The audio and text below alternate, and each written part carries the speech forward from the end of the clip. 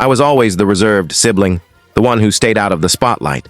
That changed when my brother Jason relegated me to a corner by the waste bins at his engagement party after I'd funded the entire event. So I left the bill unsettled and shared the truth with his fiancée. My name's Lucas, and I'm 36 now.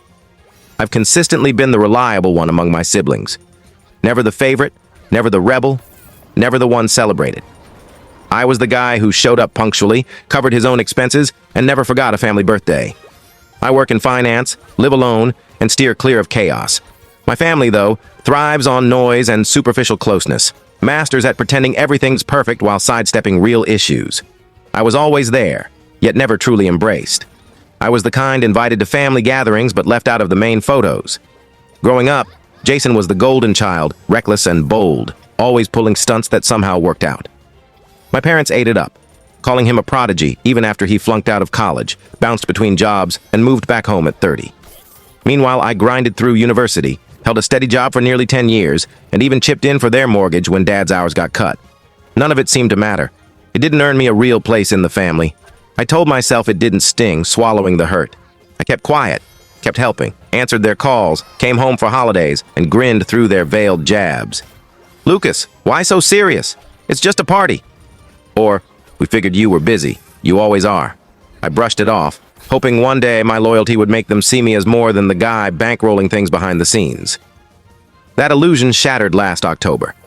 It started with a dinner. Jason had just proposed to Lauren, whom Mom instantly adored, calling her a blessing. My parents planned a lavish dinner at a fancy rooftop venue, way beyond their usual means. A red flag I should have caught. Mom called me weeks prior, her voice dripping with that familiar sweetness she uses when she needs a favor.